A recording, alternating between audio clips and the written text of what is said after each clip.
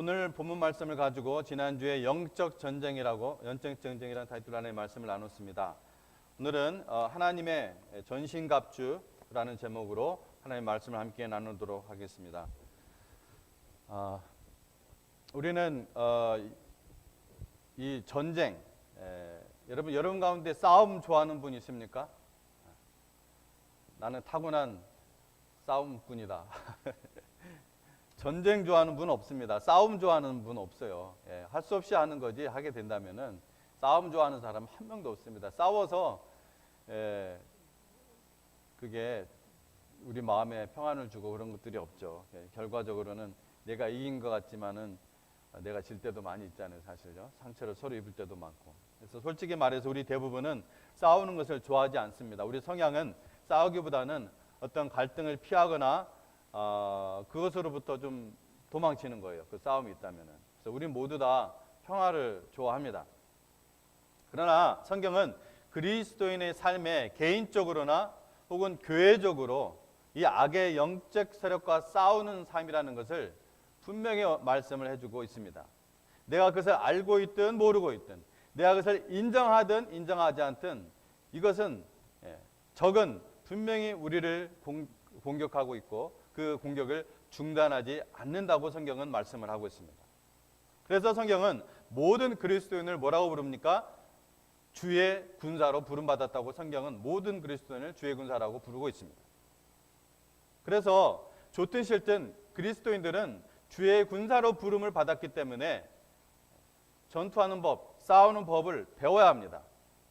그러지 않고서는 전쟁에서 쉽게 실패하고 쉽게 패전하고 말죠. 본문 12절에서 이 싸움 혹은 이 전쟁을 뭐라고 표현하라고 했습니까? 12절에서 씨름이라고 얘기를 하고 있습니다. 씨름. 여기서 이 씨름이라는 단어는 사도 바울 당시에 유행했던 그 레슬링을 말합니다. 오늘날 올림픽 종목의 한 경기로 발전한 그 씨름, 그 레슬링을 말하는 것입니다. 그래서 레슬링 선수가 평소에 얼마나 절제된 생활과 또 훈련을 많이 하는지 다큐 프로그램을 본 적이 있습니다. 여러분도 아마 조금씩이나마 다 알고 계실 거예요. 보기도 하셨을 테고. 하도 바닥에다가 이게 옆머리를 이렇게 밀어대서 레슬링 선수들의 공통점이 뭘 보면 압니까? 귀를 보면 압니다. 귀가 하도 머리를 바닥에 대고 밀어대서 완전히 그냥 납작해져가지고 무슨 미역귀처럼 무슨 버섯처럼 이렇게 막 부풀어 오르고 또 완전히 납작해지고 귓구멍도 막 거의 잘 안 보일 정도로 얼마나 많은 훈련을 했으면 귀가 그렇게 되겠습니까? 또 이렇게 목이 꺾일 정도로 그 정수리를 바닥에 대고 허리를 들고서 그렇게 훈련을 하고 또 손바닥뿐만 아니라 무릎, 어깨, 허리 모든 부분에 굳은 살이 다 배겨 있어요. 이 바울 시대의 레슬링은 지금 그 올림픽 경기 그런 것보다 훨씬 정말 목숨을 내놓고 하는 아주 살벌한 그런 경기였을 것입니다. 바울이 이 그리스도인의 영적 싸움을 바로 그 레슬링과 같은 싸움으로 비유를 하고 있다는 거예요. 뭡니까?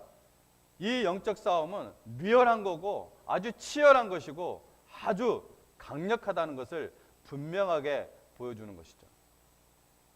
이 영적 싸움은 어떤 이슬람 국가나 혹은 공산국가, 중공, 북한 같은 그런 공산국가에 있는 기독교인들만 받는 것이 아닙니다. 현재 점점 사회주의화 되어가고 있는 이 미국도 교회를 노골적으로 경멸하고 성경을 노골적으로 반대하고 박해하고 있습니다. 사실 미국이 이렇게 된 것은 가장 먼저 누구의 책임이겠습니까? 미국에 있는 미국의 교회들의 책임이시죠. 잘못입니다.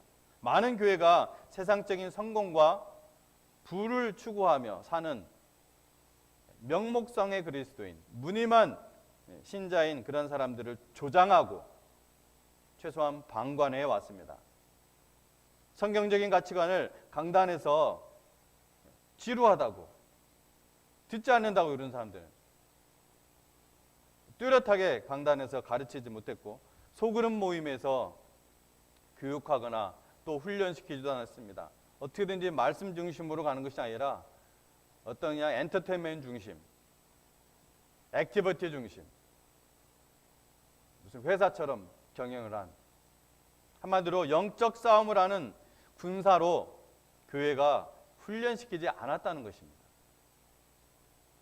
하지만 사탄은 정말 교회가 그렇게 하고 있는 동안에 정말 오랜 시간 동안 모든 분야에 공을 들여서 이제 아주 그냥 전방위적인 압박을 우리에게 가할 수 있게 된 것입니다. 그걸 아직도 못 느끼고 있다면 여러분 더 심각한 거예요.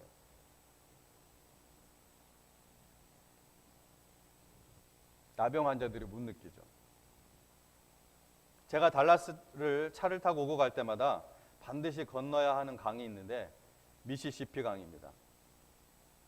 이 강을 건너야 달라스를 가게 됩니다. 이 미시시피 강의 메인 지류에 대표적으로 이 오하이오 강도 미시시피로 흐릅니다.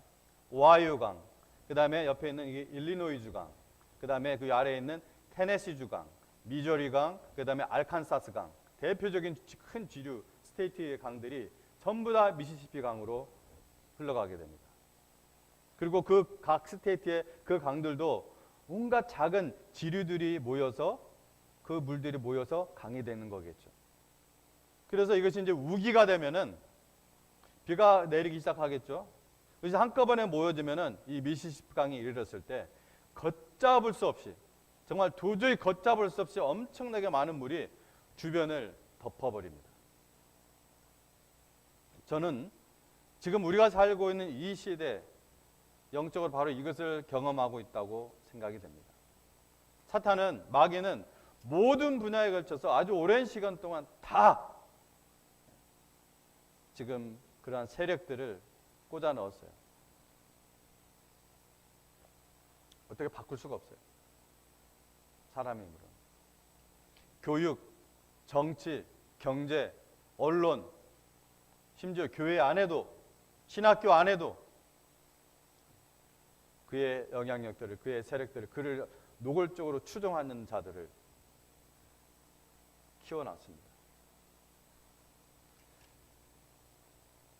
그런 모든 분야에 그리스도인들이 흩어져서 생육하고 번성하도록 복음을 철저히 가르쳤어야 했는데, 성경적인 가치관을 가지고 그대로 살도록 훈련을 했어야 되는데 그러지 않았습니다. 교회가 제대로 대비하지 못하고 그저 하다가 순식간에 그런 시대가 우리에게 온 겁니다.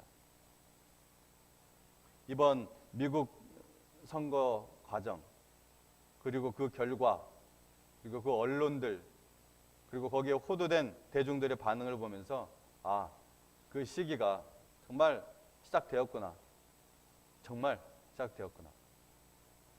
이런 생각을 하게 됩니다. 이와 같은 집단적인 박해뿐만 아니라 여러분 개별적으로도 얼마나 많은 영적 싸움이 있습니까? 결혼 생활, 싱글 생활, 돈, 성공, 마약, 명예와 관련된 온갖 영적 싸움이 있습니다. 자, 이래도 영적 싸움이 내가 별로 신경 쓰지 않아도 된다고 생각한다면 그 결과는 전적으로 여러분의 책임입니다. 그런 분이 한 명도 없기를 바라고 귀를 기울여서 들으시기 바랍니다. 알고 있는 말씀이라도 다시 한번 묵상하시기 바랍니다. 정말 알고 있다면. 사도 바울이 오늘 6장 12절에서 마귀의 세력들을 열거한 것을 다시 한번 보십시오. 통치자들과 권세들과 이 어둠의 세상 주관자들과 하늘에 있는 악한 영들, 얼마나 강력한 세력들이에요. 우리가 덤빌 수 있습니까? 우리가 싸울 수 있겠어요? 이런 세력들? 우리의 적이 매우 강력하다는 것을 먼저 알아야 된다는 거예요. 성경은 분명하게 사도 바울이 얘기를 하고 있습니다. 그 마귀를 이길 수 있는 사람은 아무도 없습니다. 오직 하나님 아들 예수 그리스도 외에. 오직 예수님밖에는. 그래서 사도 바울은 오늘 본문 10절에서 뭐라고 했습니까? 너희가 주 안에서와 그의 힘의 능력으로 강건해지고 오라고 했습니다. 주 안에서와 그의 힘의 능력으로라는 이 말씀은 성경 원문적인 의미로 말하면은 주님 안에서와 그의 힘의 능력 안에서 강건해지라는 것입니다. 사도 바울은 영적인 베테랑 전사로서 우리에게 승리하는 법을 알려주신 것입니다. 주님 안에서와 그 힘의 능력 안에서 강건하여져라. 여러분, 마귀는 예수 그리스도 위에서 멸해질 것입니다. 요한일서 3장 8절 말씀에 하나님의 아들이 나타나신 것은 마귀의 일을 멸하려 하심이니라. 마귀의 일을 멸하려 예수님이 나타나셨습니다. 그 마귀의 일은 바로 죄악입니다. 또 요한일서 4장 4절은 너희 안에 계신 이가 세상에 있는 이보다 크심이라. 예수 그리스도가 우리 안에 있죠. 예수 그리스도 여러분 안에 계십니까? 샬롬, 할렐루야. 예수 그리스도가 여러분 안에 계십니까? 두 번째, 마귀는 이미 주님의 십자가로 결정타를 맞았습니다. 결정타는 건 뭡니까? 결정타 맞으면 그 뒤에 아무리 일어나서 뭐 버텨겨도 게임은 끝났다는 거예요. 그게 결정타라는 거예요. 히브리서 2장 14절 15절 말씀에 자녀들은 혈과 육에 속하였음에 그도 또한 같은 모양으로 혈과 육을 함께 지니심은 죽음을 통하여 죽음의 세력을 잡은 자 곧 마귀를 멸하시며 또 죽기를 무서워함으로 한평생 매여 종노릇하는 모든 자들을 놓아주려 하심이니. 또 골로새서 2장 15절 말씀에 정사와 건세를 벗어버려 밝히 드러내시고 십자가로 승리하셨느니라. 여러분, 예수 안에 승리가 있습니다. 오직 예수님 안에. 여호수아가 태양아 너는 기드온 위에 머무르라. 달아 너도 아열란 굴짝 위에 그리할지라. 여러분, 그렇게 하실 수 있겠어요? 태양 보고 머무르라. 달 보고 머무르라. 전쟁터에서 여호수아가 그렇게 담대하게 이런 놀라운 명령을 할 수 있었던 그 놀라운 확신은 어디에서 온 것인가? 여호수아는 바로 이 싸움 전에, 바로 얼마 전에 여호와의 군대 장관을 만났습니다. 누구요? 여호와의 군대 장관. 여호와의 군대 장관이 누구예요? 예수님이십니다. 예수님. 그러나 하나님을 믿는 사람이에요. 당연히 여호수아는 하나님 믿는 사람이었죠. 그러나 그가 다시 한번 예수님 안에 있다는 확신을 갖게 되고 예수님께서 그 군대 장관으로서 앞서 나가 싸우시겠다는, 이 전쟁은 나에게 속했다는 것을 분명하게 보여준 것입니다. 이 사단과의 영적 전쟁에서 승전하는 방법은 이 여호와의 군대 장관이신 주님의 인도를 따르는 것입니다. 여러분의 자녀들이 점점 어두워져가는 이 세상에서 승리하고 천국에서도 승자로 만날 수 있게 하는 방법은 무엇입니까?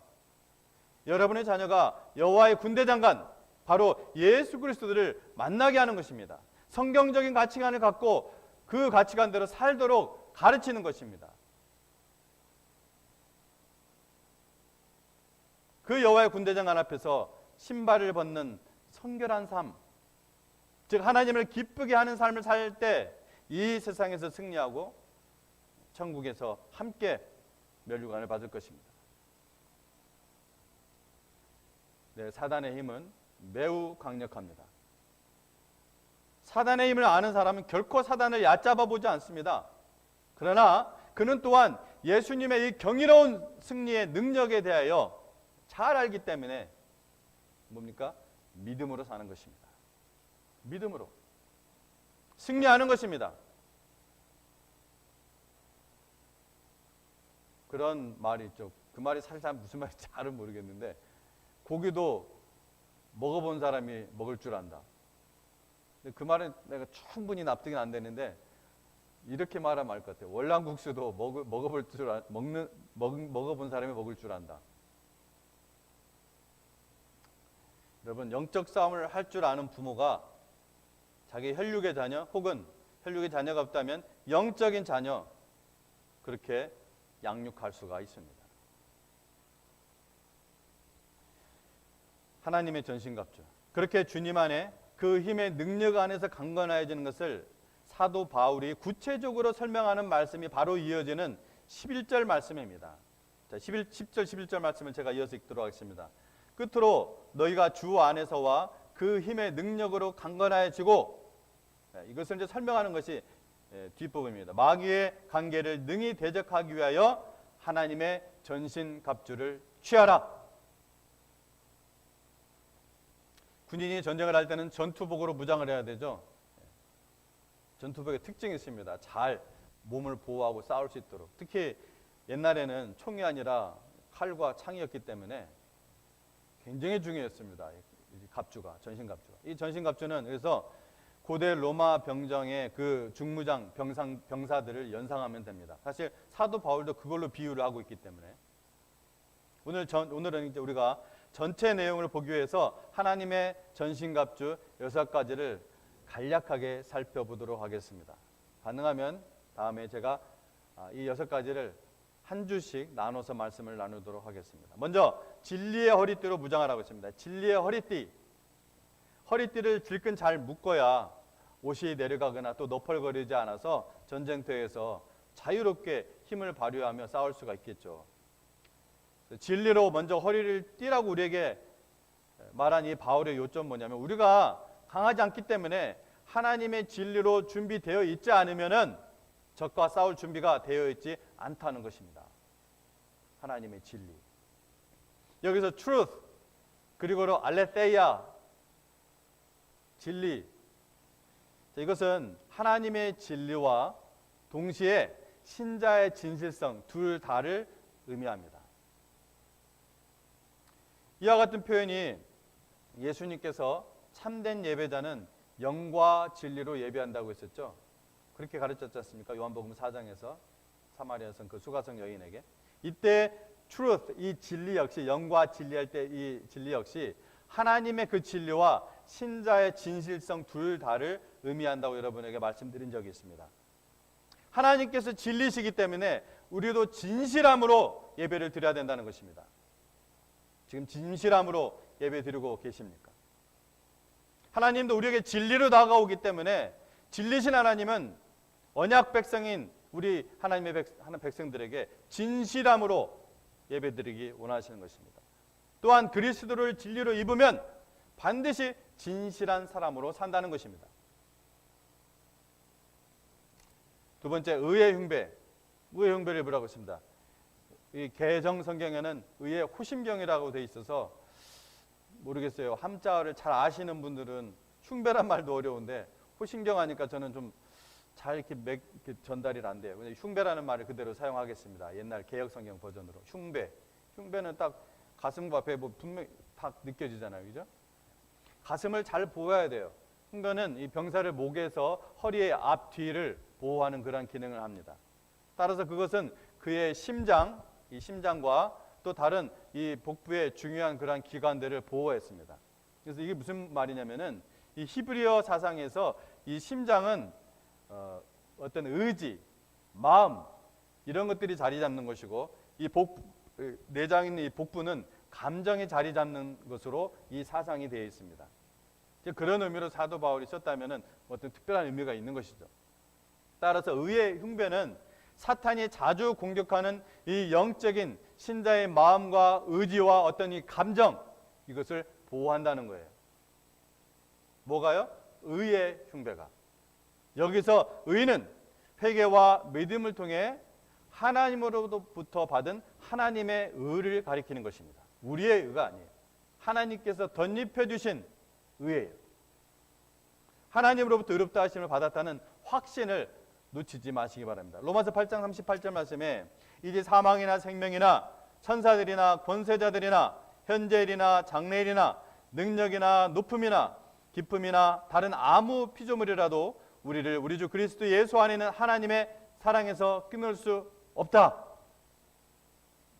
하나님의 자녀는 하나님의 거룩하심을 따라 그 하나님의 의를 의존하면서 의로운 삶을 살아가는 것입니다. 올바름, 의, 그것이 바로 우리의 생명이고 악한 자를 대적하는 여러분 무기입니다. 세 번째, 평안의 복음의 신을 신으라고 했습니다. 바울 시대에는 이 전쟁터에 지뢰는 없었겠죠. 폭탄 같은 거, 지뢰는 없었지만 뭐가 있었습니까? 그와 같은 기능을 하는, 그와 같은 목적으로 그 땅 표면에다가 아주 날카로운 목 같은 그런 스파이크를 깔고 나뭇잎이나 부드러운 흙으로 위장을 했습니다. 그래서 전쟁터에 나가는 군인은 이 스파이크가 관통하는 것을 막기 위해서 아주 튼튼한 군화가 필요했습니다. 모든 신자가 항상 복음을 전할 준비가 되어 있어야 한다는 것은 의심의 여지가 없지만, 오늘 본문 에베소서 6장 15절의 이 문맥은 굳건히 서서 신앙을 옹호하는 것에 강조점이 있습니다. 무슨 말이냐면은, 여기서 바울의 강조점은 잃어버린 자를 복음화하는 그 이벤젤리즘이 아니라 사탄의 공격으로부터 교회와 자신을 보호하도록 항상 복음의 신을 신고 있는 것입니다. 그래야 우리의 영혼이 게을러서 죄를 짓지 않습니다. 평안의 복음이 우리가 전쟁을 성공적으로 수행할 수 있게 해준다는 점에서 고의적인 아이러니가 이게 깔려 있죠. 평안의 복음이 전쟁을 성공적으로 수행하게 한다. 평안이에요, 평안. 평안과 전쟁이라면 완전히 아이러니하잖아요. 평화의 복음은 사탄과의 전쟁에서 우리의 확고한 기반입니다. 예수님 뭐라고 말씀하셨습니까? 칼을 가진 자는 칼로 망한다. 칼을 가진 자는 다 칼로 망한다. 마태복음 25장 말씀입니다. 어떤 분이 이번 주에 좋은 묵상구를 보내주셨습니다. Don't try to figure out what is happening. Simply trust me. Trust me에서 me는 물론 예수님 말씀하시는 거죠. 불의와 폭력과 거짓이 득세하는 그런 세상을 볼 때 기억하면 좋은 말이죠. 우리가 지금 이해 못한다 해도 괜찮습니다. 오직 십자가의 복음이 하나님과 인간 사이에 평화를 가져다주고 또 인간과 인간 사이에 진정한 평화를 가져준다는 이것을 여러분 믿으시기 바랍니다. 무엇이요? 십자가의 복음, 평안의 복음이에요. 하나님만 믿을 수 있습니다. 하나님만 디펜드할 수 있습니다. 하나님 안에서만 승리가 보장되어 있습니다. 네 번째, 믿음의 방패를 가지라. 로마 군인에게는 두 종류의 방패가 있었는데 본문에서 언급하는 방패는 높이가 약 4피 뛰고 폭이 한 2.5피 정도 되는 그런 큰 방패를 말합니다. 그 나무로 만든 방패 바깥쪽은 가죽으로 덮고 철로 묶었습니다. 병사들은 이 방패를 세워서 적의 불화살에 맞서서 보호의 벽을 형성했습니다. 그래서 방패 뒤에 있는 한 그러한 불화살로부터 보호를 받았습니다. 바울은 바로 믿음이 우리의 방패라고 말합니다. 사단은 죄의 불화살, 낙담의 불화살들을 쏘아댑니다. 하지만 하나님만을 굳건히 믿을 때 우리는 어떤 난관도 돌파할 수가 있습니다. 아멘. 다섯 번째, 구원의 투구를 써라. 머리를 잘 보여야 됩니다. 여러분의 그 머리는 여러분 모든 삶에 어떻게 생각하는지를 결정하죠. 발로 생각하는 분 없잖아요, 여기에. 당신이 생각하는 방식은 당신의 어떤 느낌과 그 행동 방식을 결정합니다. 이 부분에 대해서 제가 마태복음 말씀, 산상수훈 말씀 가지고 전한 적이 있는데 기억하시기 바랍니다. 그래서 어떤 사람의 말과 행동을 같이 보면은 그 사람의 그 생각을 알 수가 있습니다. 행함을 보면 그 믿음을 알 수가 있어요. 지난주에도 말씀드렸듯이 마귀는 당신의 생각을 통해서 들어옵니다. 당신이 생각하는 방식이 당신의 세계관을 결정하고 당신이 느끼고 행동하는 방식에도 영향을 미치는 것입니다.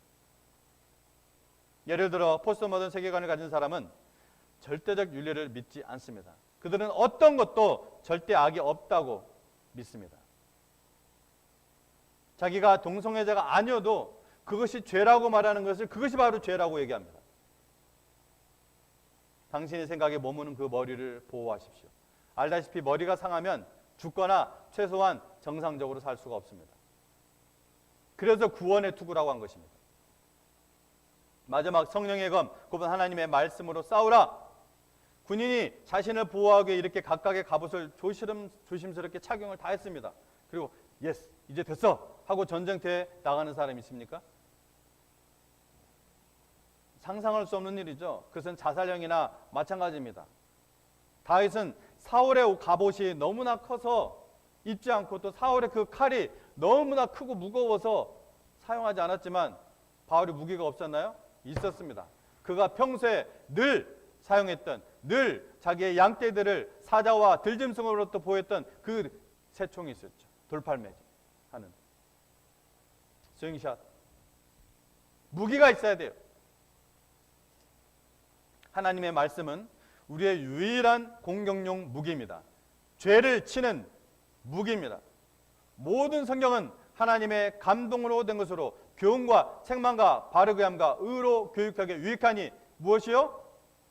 말씀이, 하나님의 말씀이 교훈과 책망과 바르게 함과 의로 교육하게 유익하니, 요한계시록에 보면 예수님의 입에서 좌우에 날선 검이 나오듯 우리는 세상에 대해서 성경 말씀으로 싸우는 것입니다.